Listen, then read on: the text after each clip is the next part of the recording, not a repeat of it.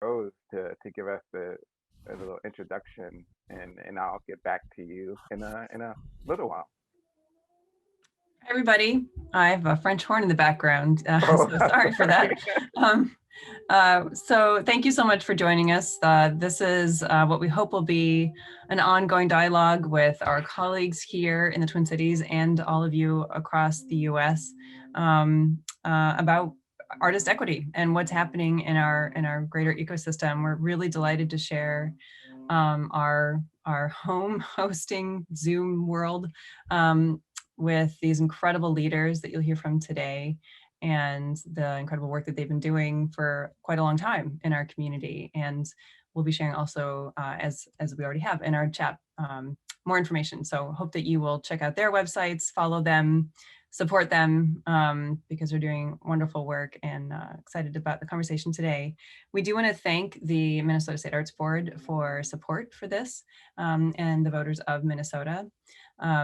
And we are going to share also some video, which will help you learn even a little bit more about these wonderful people here. So without further ado, thank you so much for joining us today. Thank you for being part of our ecosystem. Thank you for supporting ACF and these artists. And Damien, our Director of Community and Belonging, will take it over. Thanks, everybody. All right. Thank you, Vanessa. As Vanessa said, you know, the year 2020 has presented a number of challenges, had presented a number of challenges for a lot of our communities, due to COVID, the global pandemic, and um, the murder of George Floyd, just about a year ago. Um, and one of the things that I've noticed in my time, um, especially living in the Twin Cities, and growing up in DC, is that these community arts organizations that really have those close ties to the community play a crucial role in in helping the community during these times, and outside of these times as well. They act as sort of the glue for the community, keeping the community together. They act as places for healing, places for sharing stories, and often they collect the or archive the history of the community. So really, really important roles that they serve. Um, and one of the things that I also know is that quite often the leaders of these organizations don't really get a chance to talk to one another and discuss the challenges of running organizations like these, and to share the successes that they can celebrate. And so that was one of the reasons we really wanted to bring these arts leaders together, um, as a community, sharing stories.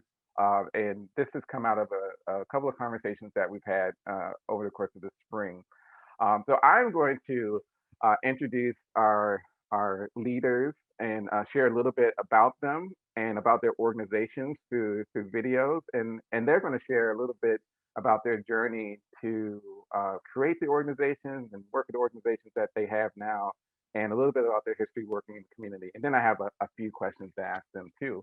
We'll save a little time at the end for you all to ask questions too. Uh, feel free feel free to share questions in the chat as we go along, and we'll try to respond to them as quickly as we can. Thank you for showing up. Today we have with us Ananya Chatterjee, from Ananya Dance Theater, Shay Cage from True Roots and various other organizations, and Marianne Kirov from Indigenous Roots. And I have worked with all of these artists, so I know a lot about their work and their background, and I'm just so excited to share it with you today.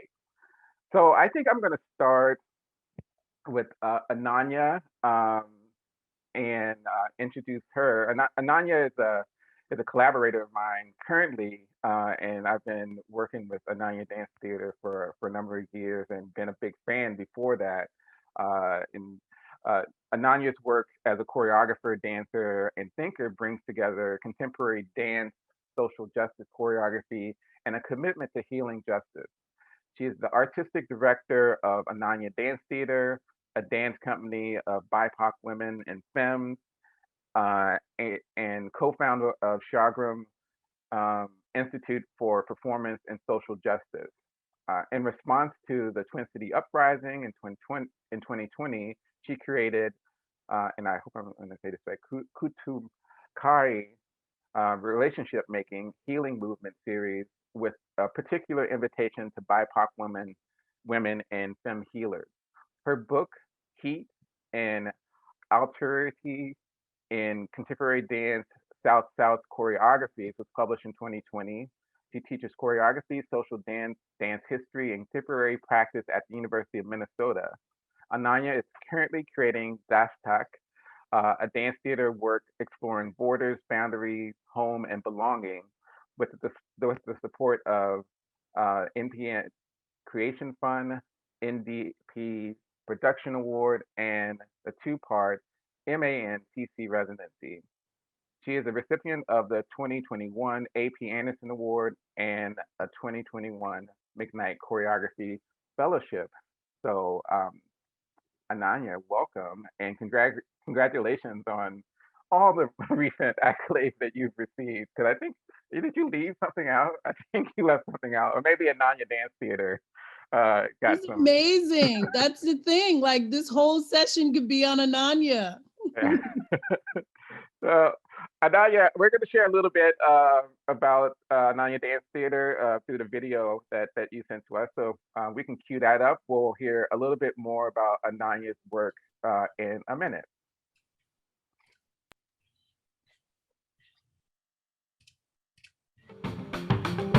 What happens when the river flows into the ocean? What happens when the river flows into the ocean? What happens when the river flows into the ocean? What happens when the river flows into the ocean? What happens when the river flows into the ocean?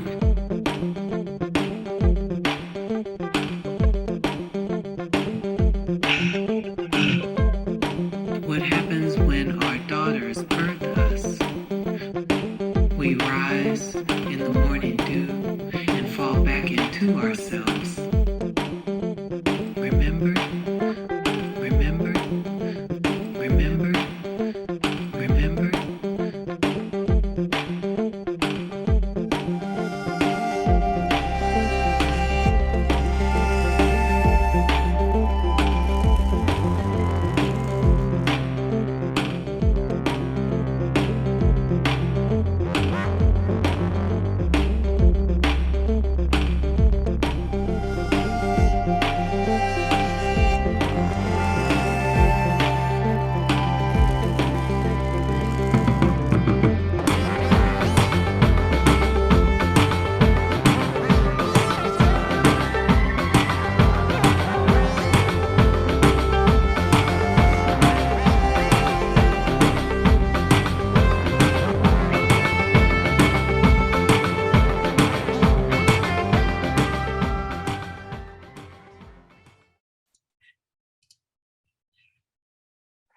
That was fantastic. Lovely. So, Ananya, one of the things that I've really appreciated about your work over the time is really how much I learned about global movements and the connection and intersectionality um, of the work that is needed for liberation. And I know that that's really central to your work and your practice. So I wonder if you can tell us a little bit about sort of the origins of that work and what inspires you or inspires you to do it and to have created Ananya Dance Theater. Thank you, Damien. Thank you for this invitation. Also, Vanessa and Damien, I appreciate this conversation and that I get to hang out with my sisters, Shay and Marianne, and all of you. And I also want to say when I selected that video, I did not know that today we would be looking up to the famous and amazing Miss Robbie McCauley who left us. That poem is Sharon Bridgefort's, and in the background you see Miss Lori Carlos, and these are amazing artists of the jazz aesthetic. who are so important to creating an American vernacular, as Laurie would say. I want to hold that up for a second before I jump into my work. I want to also acknowledge that here I am on Dakota land, Minnesota Makoche, and I pay my humblest salutations to the Dakota Oyate and the Anishinaabe peoples. Here we are. So in Indian dance, we do not learn what is this thing called choreography. There is not this thing. We dance, it's a practice. You learn a certain aesthetic. You work with the guru, and the guru composes works within that frame. And that's the traditional frame. That's what I know. I also grew up in Bengal, and I want to tell you a little bit about why my Bengali lineage is particularly important to me, especially now, as this is a state that has risen up against the fascist central government in 100 ways. Right now, in the recent defeat of the central government in elections this month. So in Bengal, we've had a left front government forever. And what that did was that it channeled the arts, and particularly song and performance and dance, along a line of a people's movement. And that's important to my training. But I did not still learn what is this thing called choreography? It's actually my commitment to social justice that taught me how to choreograph. And this thing that Damien talks about, this relationship of the global, how is my struggle sitting in Kolkata related to what is happening in Palisades, Minnesota related? They are in fact absolutely connected. And this pandemic of global hate and the spreading underground movement of global love are in fact at the root of my work. And to see how these connections happen, how we see them manifested through the many different stories that are juxtaposed in a mosaic with each other, that's what taught me to choreograph. That's what my choreography is. That kind of feeding in of stories, not in a logical sort of linear narrative, but in a mosaic narrative, in a narrative that in an arc that layers stories onto each other. And that connectivity is the choreographic principle I work with. That's what I call Shangram. Shangram in my language means resistance. So in Bangla, it means resistance. And to me, it is the resistance that we are not all the same. Black and brown communities need to stand together with our understanding of our difference, and therefore we can stand behind each other's movement. So that's how solidarity is built, right? So that's how all of that taught me to choreograph, and that is why this local global connectivity, why sort of neoliberal notions of, let's just recycle doesn't work, but to trace it. So I know that when I drop these wires off in this bin, so often there are people, there's these women sitting in far off, quote unquote, third world countries, sitting and separating out the red wire from the yellow wire from the black wire. So where is the end of our recycling? When we trace things through, we begin to understand how our small actions here, in fact, implicate us in a global pattern either of justice or of unmoving hierarchies.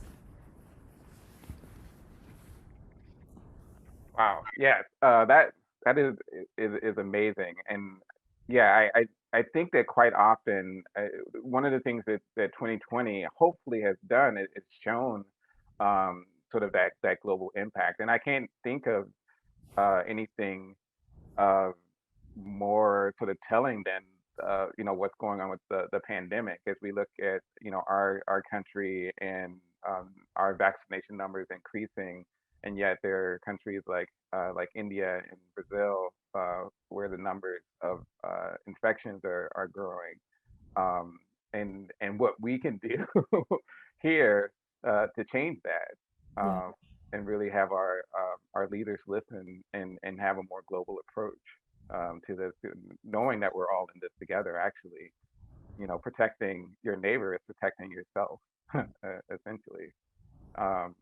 That's so we're going to dig into that a little bit more. I want to get moving to another one of our leaders, and someone that I've actually known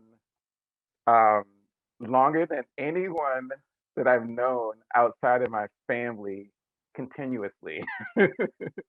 It's Shay Cage, who I've known for almost 30 years now.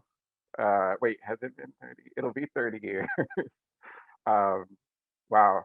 And a constant collaborator over those times. Yeah, secrets. Don't tell too many. This is a public forum. But we've been connected, and I've gotten to see her grow as an artist, as a leader. She was my classmate at McAllister College, but just an amazing organizer and creator. So let's learn a little bit more about Ms. Shay Cage and True Roots. So Shay Cage is a writer, activist, theater, film performer, and director raised in Mississippi and living in Minnesota, who has been called a change maker, one of the leading artists of her generation, a mover and maker. Her work has been featured in several publications, including Blues Vision and the St. Paul Almanac.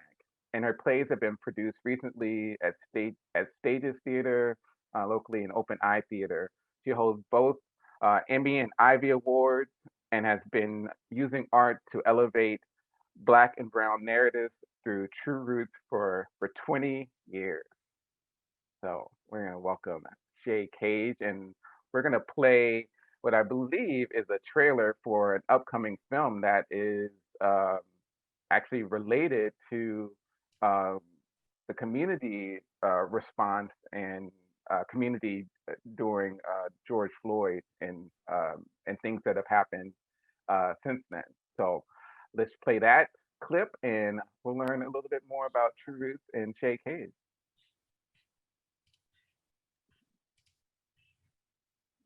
We said over and over again that art keeps the enthusiasm of social movement alive. That when you're at a protest, when you're at a school board meeting, when you're at an intersection, and you hear a poem, it activates the heart and it activates the imagination. My name is Tish Jones, and I have been called here to represent ancestors whose blood sift through the palms of my little brother's hands as he plays in the sand, and they bless him. Forefathers who existed before my forefathers and raised men to raise men, hence the sun and the raisin. Then a generation of beautiful Black women born and bred to believe that beauty belongs to everyone but them. My name is Tish Jones, and I have been called here to represent the missing piece. Peace.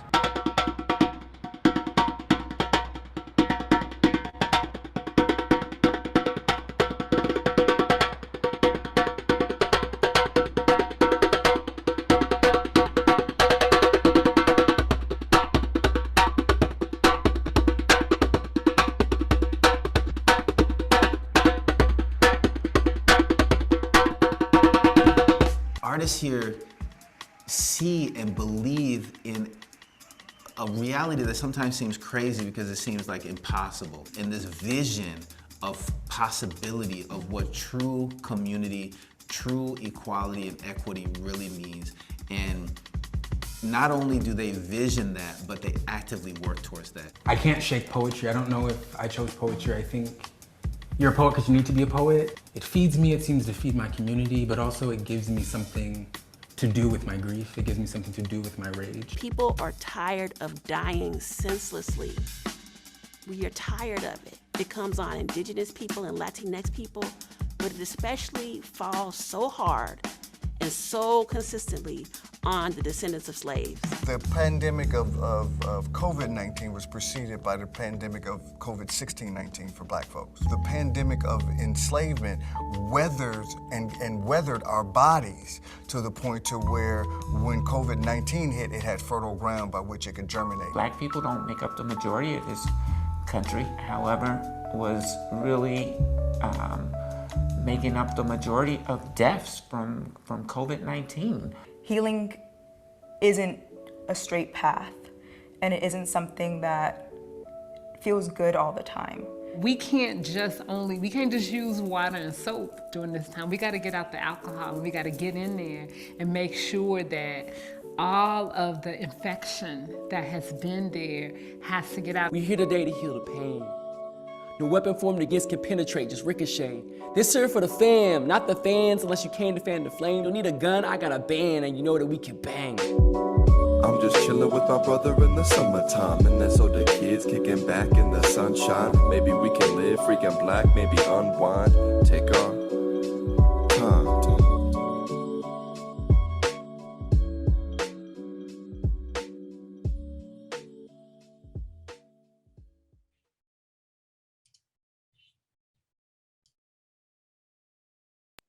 Wow, that was powerful. I love that.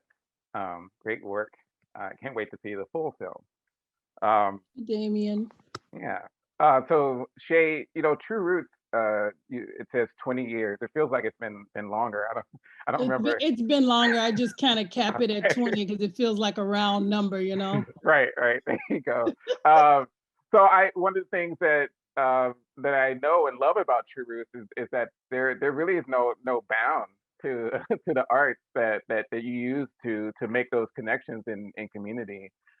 You all do the record label, you do theater, you've had poetry readings and have been instructing young poets for a very long time in the community.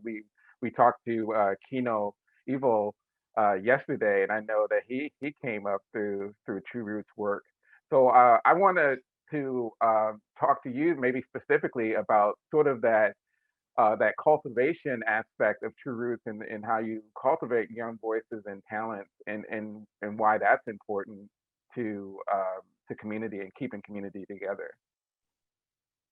Well, first of all, thank you for having me, and it's a joy and an honor to be here with my comrades who I know.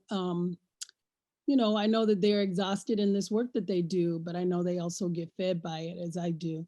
I also just want to acknowledge that the recent deaths on the north side of the young babies and the remembrance that a lot of us are organizing around. It's just reminding us that, even the singular moment is, there's lots of tentacles and arms to other things. And so that's kind of really maybe my answer to your question is I've been blessed. I started with True Roots in 1995 as a shorty, as my kids are now discovering the word. I'm like, get with it, y'all. But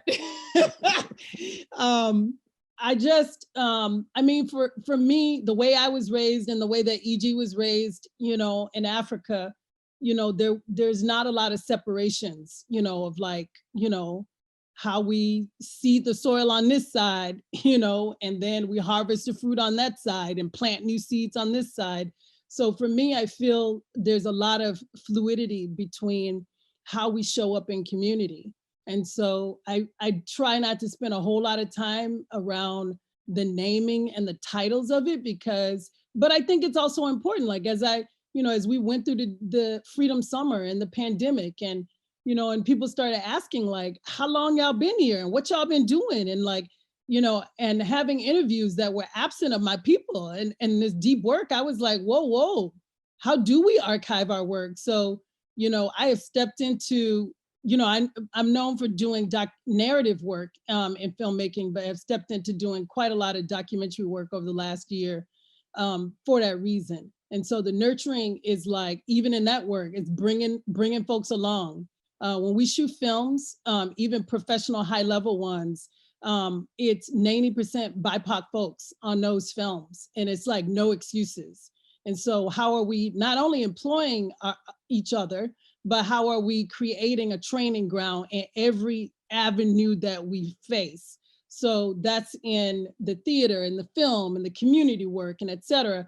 And also humbling ourselves, those of us that are getting older, to also be the students, Like I'm mentoring 7 people right now, but they are also mentoring me and they don't realize it. So I'm like, I'll send them something. I'm like, does this look great? Like, what are you, like, put your young eyes on this, and they send stuff back to me. And I'm like, I would have never in a million years caught that. So that just touches my heart, like just from the early days of us being like naming that we are consultants and naming our value and naming the fact that we should be let into rooms that often leave us out.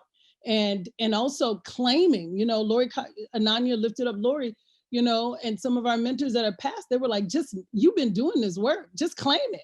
The young folks right now that are like, oh, I don't see myself as a writer because I haven't gotten published. I'm like, you've been writing for 5 years, you are a writer. So claiming it and really teaching us what that means by our own standards. So that's kind of it, Damien. We've started a lot of things and we passed a lot of batons, from the Million Artists Movement to Quest for the Voice, and Urban Griots, the initiation. The list is long, and that makes me like want to cry, like tears of joy. But I'm like, none of it is ours. We just taking a baton and passing it along and having some photos to show our babies that we showed up in leadership. But, we got to also step out of the way. Ashe.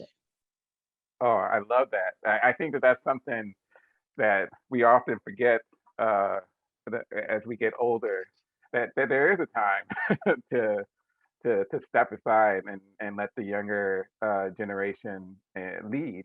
Not to say that we have to get out of the way and sit down, but we can step behind and follow. Yeah, for sure. I love that, sharing that. I think we're going to get a little bit into some of the work that happened last summer with the collection of artists that you helped to kind of facilitate, to take on some of the issues with local arts organizations and how they are treated and funded in the Twin Cities, sort of in response to what happened to our field during the global pandemic. So we'll come back to that a little bit, but I want to introduce Marianne Kirov, who is a co-founder of Indigenous Roots. And I've known Marianne's work as a performer, but then my ears sort of peaked up when I started hearing the rumblings of this space that she and her partner were creating over in east on the east side of St. Paul. It was an area that had a lot of beautiful culture and arts, but not a lot of space for that art to be cultivated. And so they have created Indigenous Roots, and we're going to learn a little bit more about Indigenous Roots and Marianne. So looking, Marianne Kirov, Islander mama, dancer, artist organizer, and community activator. She was born in the Philippines and immigrated with her family to the Dakota lands, Imzina Ska, east side of St. Paul, that I was talking about, Minnesota. Together with her life partner in duality, they co-founded Kaupuli Yosinoxi, a traditional Mexican Nahua Aztec dance and community group in 2006. That's the group that I was referring to earlier, and Indigenous Roots in 2015. Kirov is also the co-founder and co-director of Indigenous Roots Cultural Arts Center, where she and a coalition of artists and organizers and cultural groups provide accessible space and programming opportunities through arts, culture, and activism. Guided by ancestral knowledge, Kirov believes that art and culture is an ecosystem in fostering well-being and generational wealth. Today, Kirov continues to build collective power with and for Brown, Black, and Native and Indigenous artists, organizers, and community members in the Twin Cities and beyond. So, Marianne, you shared with us a video that I also found to be quite beautiful. So we're going to check that out and learn a little bit more about your work and your journey, and more about the work you're doing with Indigenous roots. I love the East Side. I feel like East Side is like that small town in a big city where you know folks from generation to generation. I feel like the first time we really got into doing public art, like mural pieces here on 7th Street, this was in 2017. There's 2 at Centro Mex. And those are photos of youth that went out to Standing Rock in 2016 with us. So we did a youth caravan, brought out over 100 youth out there, focused mainly on brown, black, indigenous, native youth to bring out to Standing Rock. And from there, the youth were really motivated. How can we keep this going? How can we keep activating? How can we keep activism going here on the East Side or in St. Paul? And we partnered up with Good Space Murals, MN350, Dayton's Bluff Community Council, and then so we posted those murals up.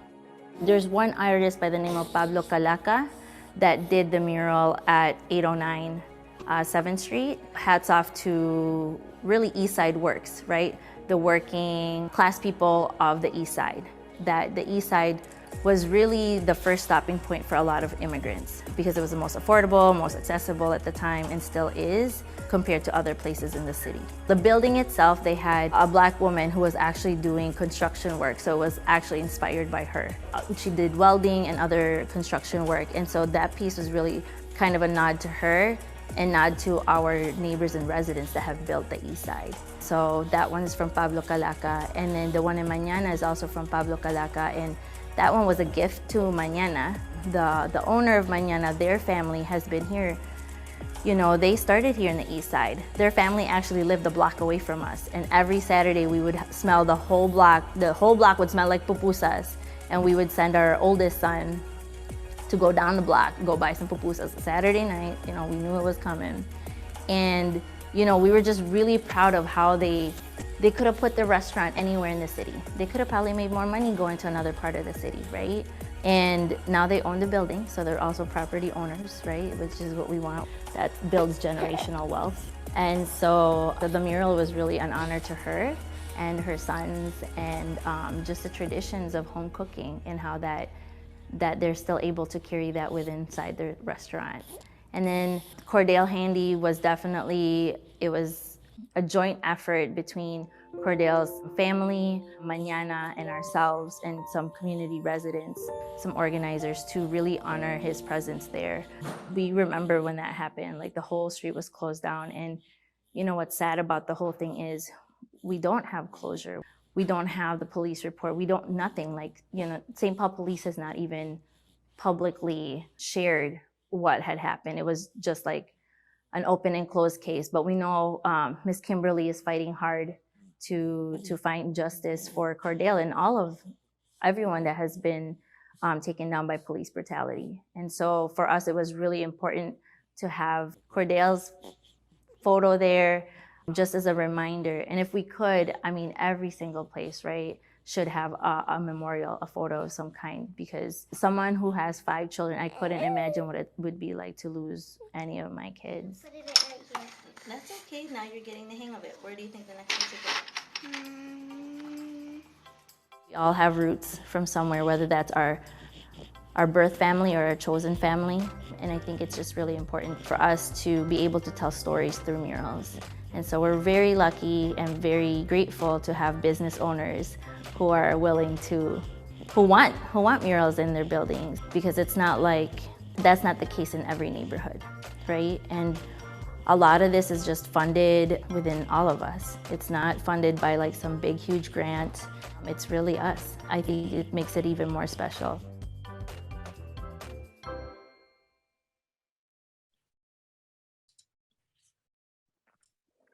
That's fantastic. There's such beautiful work on the East Side now because of the work that you all are doing at Indigenous Roots, Marianne. And one of the things that I remember and really inspired by is how you created the space that is indigenous for the actual physical space and what you all invested in it and and learned to make it happen. So I wonder if you could, share a little bit about that story of creating indigenous roots and claiming that space right there on a really important street on the east side of St. Paul. Magandang hapon sa inyo lahat. Beautiful afternoon to all of you. Thank you so much for having me here today. It's been really crazy, I feel like it just happened yesterday. Like we walked into this building. It was an old printing press and had all kinds of stuff in it, like business, office, cubicles, printing machines, and it wasn't move-in ready, but we saw the potential in it. We were like, wow, this is so beautiful. And it was a mess, you guys. It was not like arts conducive or anything like that. And Sergio and I, my partner Sergio and I, our families both immigrated to the east side, to Mnizisca. And we graduated from there. This is the neighborhood that we grew up in. And what we found when we were like in our college, like post high school, we were going to South Minneapolis a lot, actually, like to intermedia arts and different spaces, like the theaters and the galleries there, because there really wasn't anything in our neighborhood. And if there was, it was definitely not accessible to people who look like me or from the same background. So for us, it was just really important to be able to create and build space that was accessible to Black, Brown, Native, and Indigenous folks that, are from all disciplines, right? Whether it was just they wanted to reconnect with their roots or preserve their cultural practices, or a space to just create and build something that brought joy to them and something that can express themselves. And honestly, the main thing was creating a space for our youth, our young people. Sergio and I, we were lucky to have found each other at a very young age and be connected in arts and culture. That was just something, it wasn't named. We weren't like, wow, you're so cute, let's go out with me because you're into arts and culture. It wasn't like that. But it was very much, we knew that both of us had immigrated to the US, and it was very a whitescape, white landia kind of thing. And it just, our love for culture, our love for our melanin just brought us together, and we were able to do that and start organizing in high school together from, I always tell people, before Dia de los Muertos, before Day of the Dead became popular, before it started getting sold at Target and Party City, we were putting ofrendas together at our high school and sharing it with our peers and our teachers. We celebrate Day of the Dead in the Philippines. And that was just something that culturally connected us together as well. So there was a lot of intersectional work. And I feel like because of that intersectionality that brought us together, that's something that has been kind of the foundation of the work that we've done, either through our Mexica Aztec dance group, showing up in solidarity and doing intersectional work for Black Lives Matter, Native Lives Matter, all of the different pieces that we all just kind of have to show up for each other for. And so that's been also the foundation of the space, is really making sure that it's not solely for one group or one entity. It really is truly just a space for us to be able to self-identify and self-express who we are in our truest and most authentic form. And no one else can tell you who that is except you.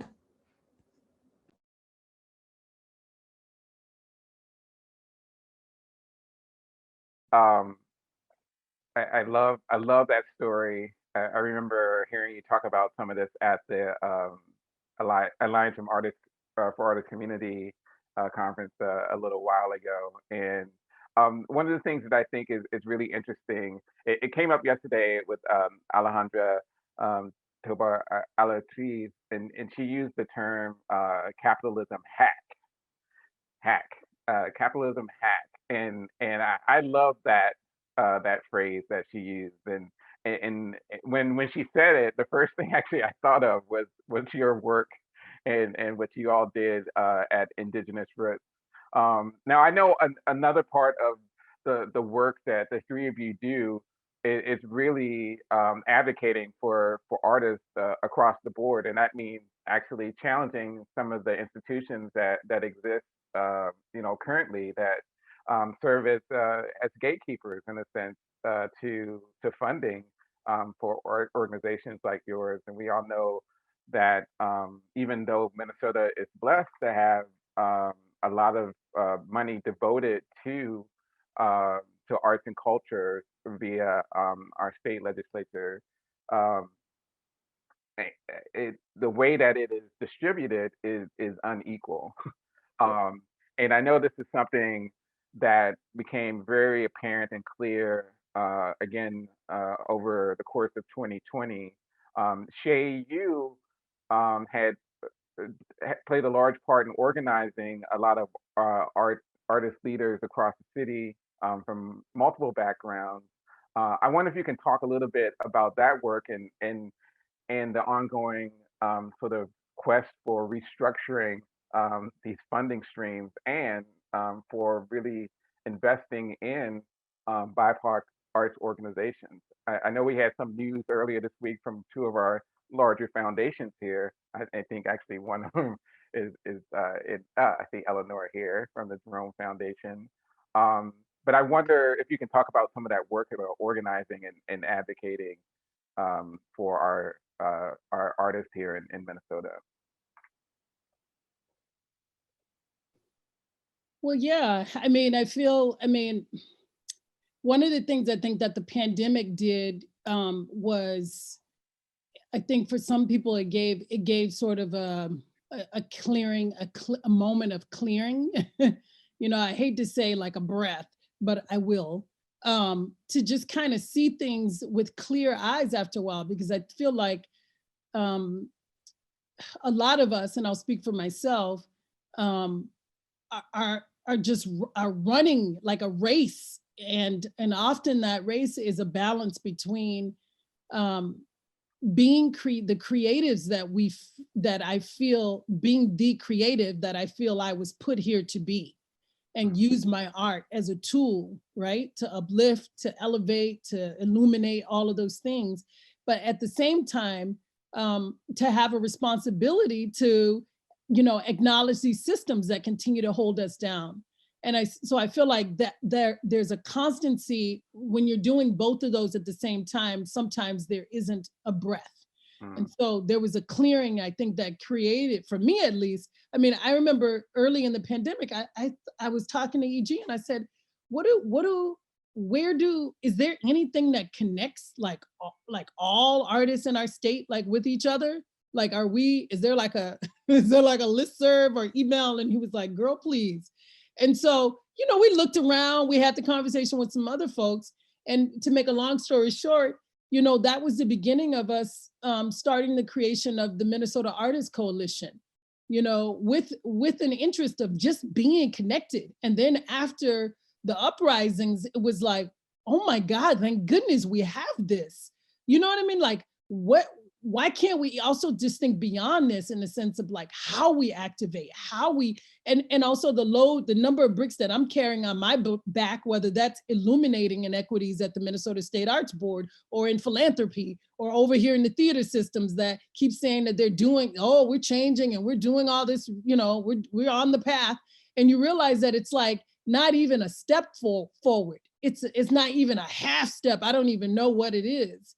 And so I don't want to take up too much time because I do get really passionate about this, but I think my point is there was a clearing that happened that allowed us to see the points of disconnection and where we could be actually really working in more synergy, at least again, speaking for myself, in addition to wow, there is so much systems-based work to do.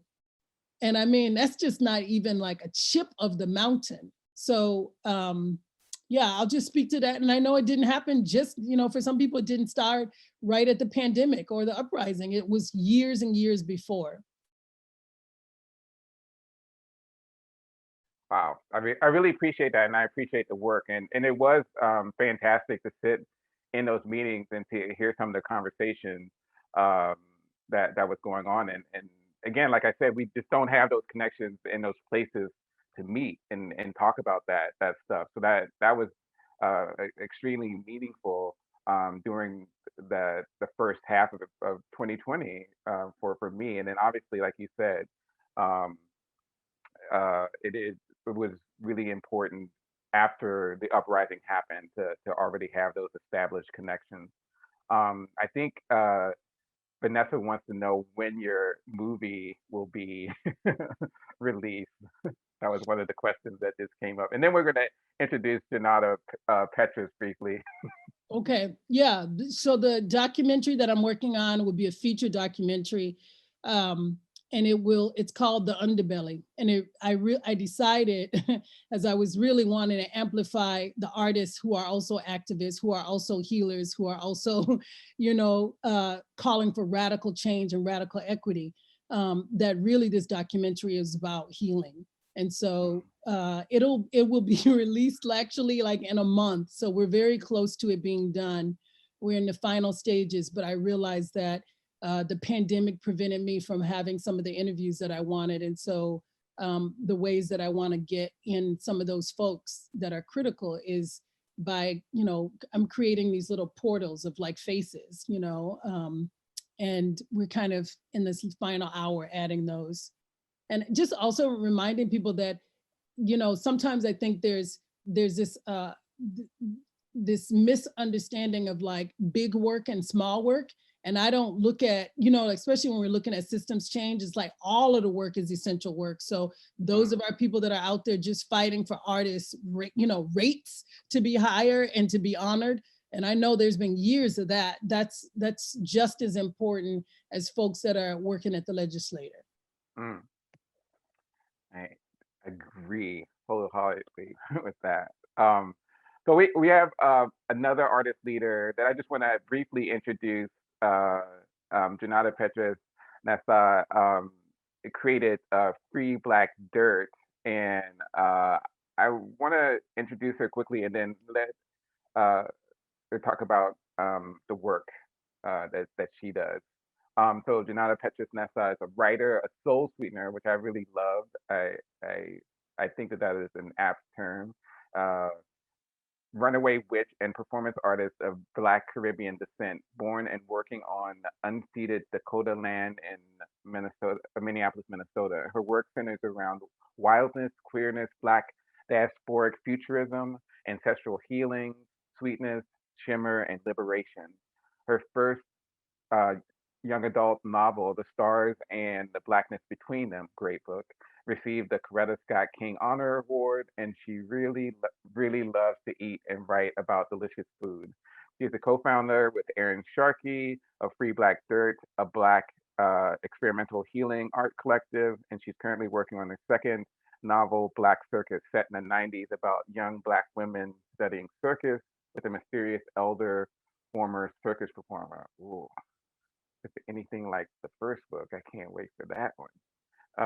So, Janata, I wonder if you could just tell us a little bit about the work that you do with Free Black Dirt and sort of how that collective got started. Hey everyone, it's so good to see everyone's faces, and thank you for so graciously pulling me into the fold, Damien, and inviting me to be here amongst all these people who not only I've witnessed all of the ways that y'all transforming community, but like I've really been healed, as an artist and guided as an artist in the ways of doing, work that includes my entirety, including the ways that I, freedom fight and want there to be joy and sweetness in the world. And yeah, so like, Aaron and I, Aaron Sharkey, is the other half of Free Black Dirt. And we've done a lot of kind of just sort of immersive performance and, you know, kind of creative events, a lot of literary stuff.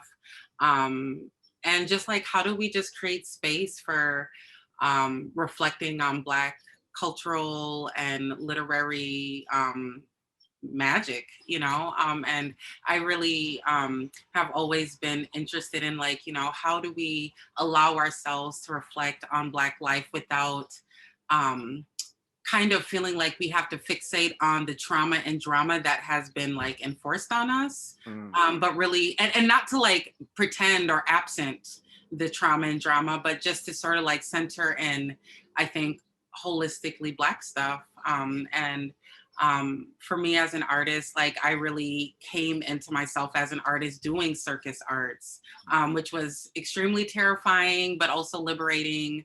And also was a space that I did kind of meditation and prayers with my Black ancestors who'd been lynched, and thinking about the ways that I, you know, reclaim vertical space with my Black, you know, soul, and, you know, send prayers that way.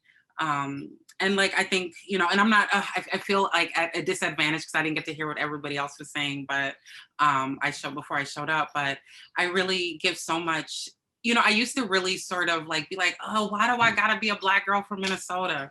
The cries and the pain of being a Black girl in Minnesota, you know, it can, and being queer on top of that, and an immigrant, and all of these things that I think like can make you feel like, you know, an inherent other within the context. And thus, you know, the ways that we, you know, like I think about Shay, and I think about Ananya and Marianne, and like, you know, like all of the ways that we have like been like, yeah, like this is a space where the kind of art we make happens in Minnesota.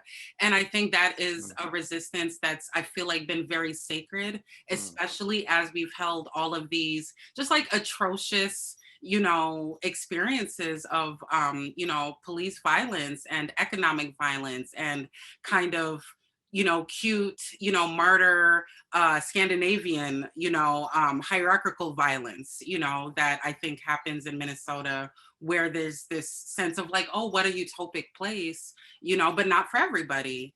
And I think, so yeah, so I feel like, you know, just like as a, you know, artist, and, you know, even as a writer, you know, like you mentioned my young adult book, like I was like, how do I write a book that's like so deeply Black, so deeply queer, and so unapologetically Minnesotan, and unapologetically, you know, Caribbean immigrant, and abolitionist, you know? And I think like the spaces I'm experiencing as a writer and as a, you know, emergent screenwriter and filmmaker, has really been situated and doing an art practice that has been so community ensconced, as well as like unapologetically situated and wanting to like burn a lot of the shit down that exists in Minnesota, that didn't desire or imagine any of us in a lot of ways. So yeah, that's me like being like, okay, I'm coming into the like meeting. Yeah, no, that was that was fabulous. Thank you so much. You know, one of the things that I think about, you mentioned the connections with the other arts leaders on the panel. I wonder. Well, first I want to know if there's any questions from the audience. Let's do a check on that. If you want to raise your hand, if you have any, or put it in the chat. I don't think I saw any so far. I know Haley's helping me out with that, so I don't think I saw any. But I wanna know how you envision, you know, again, going back to Shay and all of you sort of talking about community and bringing things to, like, how do we support one another? How do we continue to support one another in this time? So wait, is Ananya raising? Yeah. I just wanted to say to Janata, Janata, every year in my course, Choreographing Social Justice, I teach your work. And you know, a lot of times they're young white girls coming from the, you know, sort of rural Minnesota. But what you do for them it just blows my mind. Because your work, you know, they look at all the videos on your website and they see the the brilliant blackness, magical, transformative, queer, black is so, it just blows their mind. We begin with studying Prayer for Pussies, and then we go on to study your work every fucking year. I just want to say that and I want to say what is important about that is what I said originally, Damien, about choreography, because this is about a structure. This is about structure, how we make sense, right? This is about knowledge. We don't make sense. We're outside understanding until we make sense. And what these amazing artists like Janata and Shay and Marianne are doing also is making sense from their location, which may not follow the syntax of meaning that is established. And so the whole way of knowing the world comes from under. And that's just fucking brilliant for me to observe. So I just wanted to say that. Well, that's beautiful. I don't know. And so how does this connection flourish and all these intersections here? Again, I feel like they've been watered, over and we have a little one over the past year, and the fruits of that new the flowers and blooms are starting to come up. That capitalism hacks and global love and all of those things I'm starting to see. And how do we? Well, we're at time. I swear I could just keep talking to you, but I think the question is, how do we keep the momentum going? How do we strengthen these connections for the future, for a beautiful future for our communities and all of that? It's like I have more time. I I don't know if people can hang out for 5 more minutes. I wonder if we could kind of answer that question or riff on that a little bit before we close out. It looks like Shay said, I gotta run to take this child to get his arm x-rayed, but I just wanted to say, no. I love y'all, and my Ananya just hit it on the head for me, and that's it. We keep, Roxanne, Anderson is always saying every time we're in a session, they're like, and how can we connect outside of this too? And it just always resonates with me, because I'm like, formally and non-formally, Janata, like in our backyards, or so in Ananya, you're the queen of that, making some food and inviting people over. And then the last thing I'll say is remembering again that our elders and our mentors, like our mentors are all around us. They don't have to always be elders. And that's the one thing I hadn't, when I grew up, I thought it had to be an old person.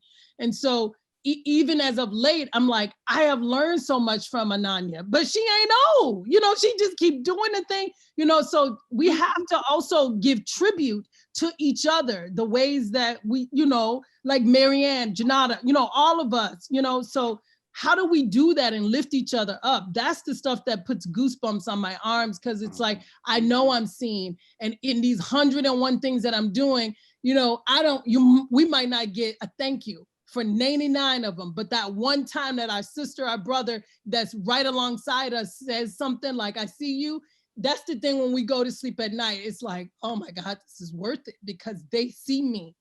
And you feel lifted, and that's how you show up for each other. So, yeah. Well, I think that's a perfect closing. That being seen is really important in continuing to uplift one another. And that's one of the things that I have always valued about the four of you. That I see you constantly doing that always. And you all have done it for me, and I felt it, and I've seen you do it for others in the community, and it's a beautiful thing. And so I want to thank you for joining us and being a part of this conversation. I know that I learned a lot, as I always do when I'm in community with all of you, and I hope that everyone else also has found value in this conversation. We will keep this going. I know that we will outside of this formal setting. And the one thing I want to let our visitors, our audience, know that that we'll continue to do this work as an organization at ACF. This is very important to be connected to our local community, but we will also broaden this conversation on a national level as well, and we'll continue this equity summit. Um, we'll have another session coming up in early September this year, and so you can follow. Sign up for our newsletter, follow us our website, and join us on social media to learn about more. We have we have a page that will continue to share about these organizations that have joined us, the leaders, and the videos that they have submitted. So if you want to check out those videos again, please visit our website and our artist or summit page that we have on there. So thank you so much again, Ananya, Shay, Marianne, and Janata for joining us this today. It's a great way for me to go into the weekend. I hope it's a great way for you to go into the weekend as well. Enjoy your weekends, and thanks for coming and showing up in this space. Bye, y'all. Take care. Thank you. Bye, cute baby. Marianne, cute baby.